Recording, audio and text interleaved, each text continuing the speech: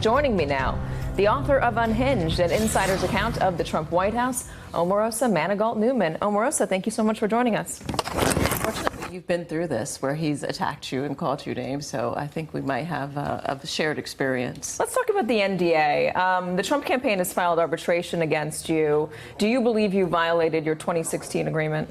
You know, I don't believe that I violated, but I'm going to leave that to the lawyers to sort that out. It's interesting that he's trying to silence me. So what is he trying to hide? What is he afraid of? If he hadn't said anything that was derogatory or demeaning to African Americans and women, why would he go to this extent to try to shut me down? Should he be afraid of more tapes that you have in your possession? I think he should be afraid of being exposed as the misogynist, the bigot, and the racist that he is. Do you have more tapes of the president? I'm not going to comment on that. Are you going to release more tapes? I'm not going to comment on that. Let's talk about something you talked to Chris Matthews about last night, the Muller investigation. Have you been interviewed by the special counsel? I have. You have it. And what sort of questions were they asking you? That's the extent I can go in discussing that as well. I feel like my hands are tied because, as you know, I do love to communicate about the things that are going on in my life, but unfortunately I can't elaborate. Have you sat for a grand jury? I'm not going to be able to comment about that. I don't want this whole thing to be about not being able to comment about that, but I'd be happy to talk about Unhinged, my book that's out today. Well, you did say to Chris Matthews that you have more tapes that Robert Mueller could be interested in. He might want to call you again. What sort of tapes would he be interested in? You know, if he calls me, I certainly will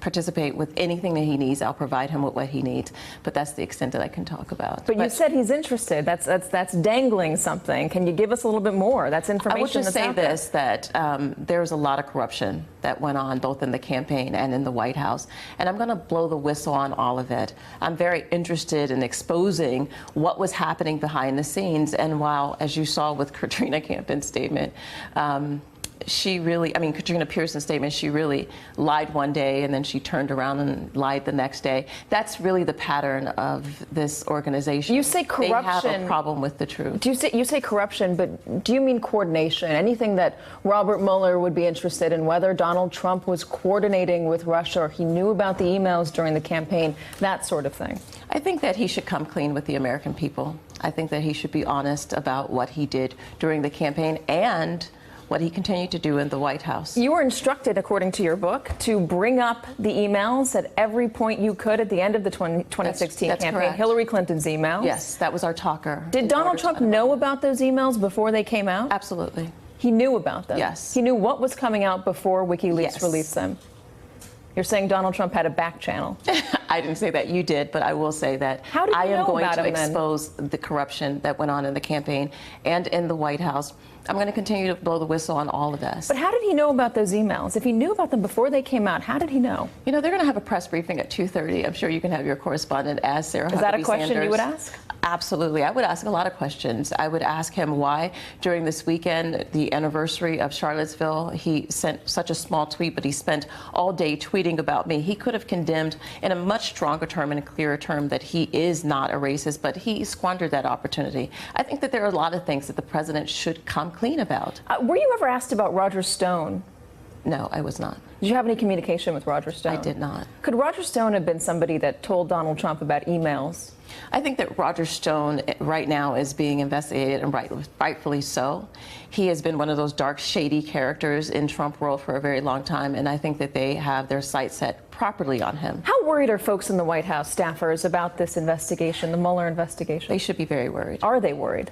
Absolutely. What are they worried about? Because they have been hiding things from the American people and being very dishonest. The staffers have been hiding things? Absolutely. Like what? I can't go into it, and you know, Katie, I'm very happy to talk about what's in the book, which is why you invited me here. You've written this and I'm book not being evasive. And you are being a bit of a whistleblower as well for this I'm not being administration. evasive. There's 368 wonderful pages of things that I talk about my interesting journey for 15 years with Donald Trump. I'm here with you. You can ask me anything from Unhinged that's out today. But you're also asking me things outside and correct me if I'm wrong, of what I can as discuss. a whistleblower for this administration. You're saying that you want to expose Donald Trump for who he is and the corruption that he's perpetrated. Yes. And so you know wouldn't that dovetail? And it's not sitting here with you. It's not? No, there's a process for that. There is also a legal process for that, but that's not going to happen here in the next 3 minutes that we have left. Feel free to ask me anything about Unhinged. You also talk about conversations you have with Jared and Ivanka in this book. Are they concerned about the Mueller investigation? I'm not certain. You'll have to ask Jared and Ivanka. The president called you a dog this morning. What's your reaction? I think that it just shows you that if he would say that publicly, what else would he say about me privately? He has absolutely no respect for women, for African Americans, as evidenced by him instructing the chief of staff to lock me for 2 hours in the Situation Room to harass me, to threaten me and say that things could get very ugly for me and that there would be damage to my reputation. He is unfit to be in this office and to serve as the president of the United States. Let's put up the tweet that he sent out. When you give a crazed, crying lowlife a break and give her a job at the White House, I guess it just didn't work out. Good work by General Kelly for quickly firing that dog. We've noted that he's used a derogatory language about women a number of times in the past, especially on Twitter. Dog. Women and minorities. Dog, dumb, dumbest man on television. He said that the other day. Low IQ, blood coming out of her wherever. Neurotic, ingrates, Miss Piggy, son of a B word, fat, ugly slob. This is on Twitter and in interviews. When you were in the White House, did you see him treat women in a derogatory way? You know, there were often, and I comment about this in Unhinged, about all of the different names that he had for everyone. He would talk about you, in fact, Katie. I was on the campaign while he harassed and talked about you and wanted to get you kicked out of things. He talked about all of the people around him. If you were in the room with him, you'd leave the room. For instance, he would call Betsy DeVos Ditzy DeVos. When General Kelly left the room, he had a nickname for him. Anybody that was in his world, because of his small ability to communicate, he would give them these derogatory nicknames, and it just wasn't appropriate. Was it about women specifically or minorities specifically, or was it everybody? Well, did he treat women differently? He does treat women differently, I think, as evidenced by the lack of female appointees in his administration, the lack of high-level senior advisors, women in his administration and throughout all of the different agencies. He treats them different because he believes that they're beneath him. Can you detail any moment in the White House where he treated a woman in a different way, or did he harass women? Was there any inappropriate language used about women to their face? Did he comment on appearances or looks? Any moment that you can describe for us? Well, one of the things that I talk about that just raised such great concern for me was his attacks on the widow of the soldier who died in Niger, as well as the Congresswoman Wilson, when he started to attack her. And then General Kelly got in on the act. They were tag teaming by attacking these African-American women who, in their right mind, would attack a woman who just lost her husband on the front line of serving for this country. That's exactly it. He is not in his right mind. He is mentally impaired and unfit to serve as president. You write in the book, Trump has an affinity for pretty women. He'd rather have a pretty woman with no experience around than a qualified, less attractive woman. You're talking about Hope Hicks there. Yes, I am talking about Hope Hicks. I find it very interesting. You know, people say interesting things about me, but Hope Hicks, who had a relationship with a married man, Corey Lewandowski, that's been well documented. Hope Hicks continued to have relationships with people. Both of them have denied that, we should point out. Oh, okay. And then she had a relationship with Rob Porter, a man who is alleged to have been beaten both of his wives. And this is the person that he brought into the White House to be a communicator for him.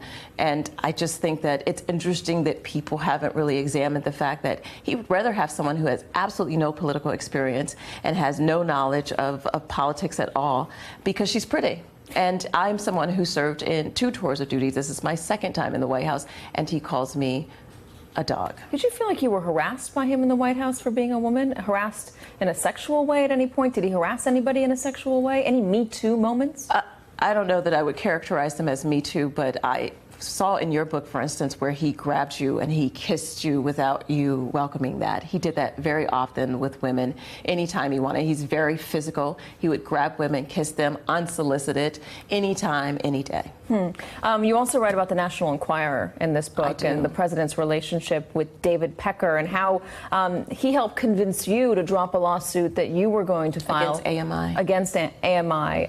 Did Donald Trump talk directly to David Pecker? We actually all talked on a conference call together.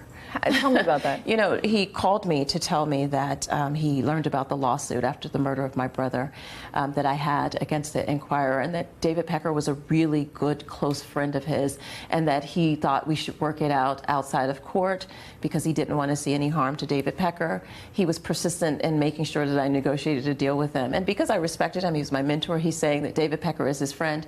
Ultimately, as you'll see in Unhinged, I would go on to work for AMI in exchange for not filing a lawsuit against them. So Donald Trump directly talked to David Pecker. This is also Yes. something that's come up with Karen McDougal Yes. and Stormy Daniels. In your experience, is it Michael Cohen acting as the go-between here, or is Donald Trump picking up the phone and getting a friend of his to quash negative stories about him? Donald Trump called David Pecker and myself directly. I want to talk about Puerto Rico, because you also talk about Yes. that in your book. You said that Donald Trump used a derogatory term for Puerto Rico, and so did John Kelly, and that John Kelly was blaming Puerto Rico, saying that they are using the hurricane in order to get the government to fix the power grid. What exactly was the derogatory term? Well, first of all, I want to leave something to the imagination for people in the book, but I want to talk about, in broader terms, their lack of action in Puerto Rico.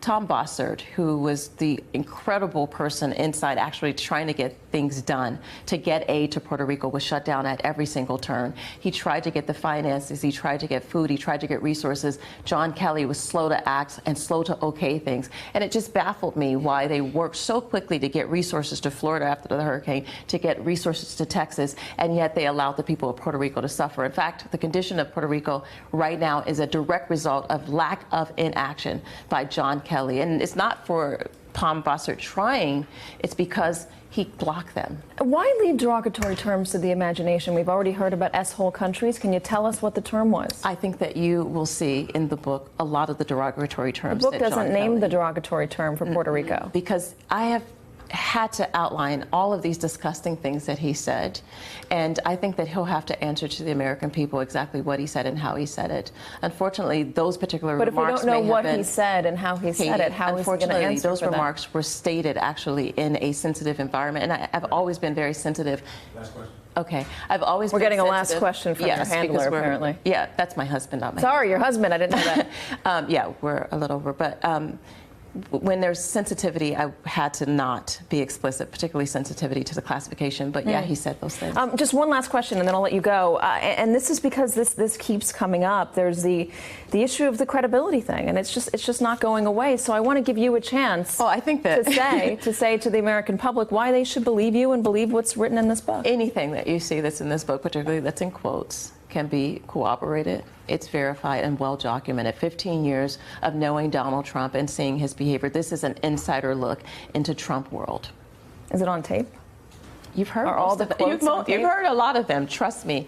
I have every single thing in this book I have verified and documented. And it'll be an interesting look for people. Omarosa Manigault Newman, thank you so much for joining us. We appreciate your time. Thanks, Katie. Hey there, I'm Chris Hayes from MSNBC. Thanks for watching MSNBC on YouTube. If you want to keep up to date with the videos we're putting out, you can click subscribe just below me or click over on this list to see lots of other great videos.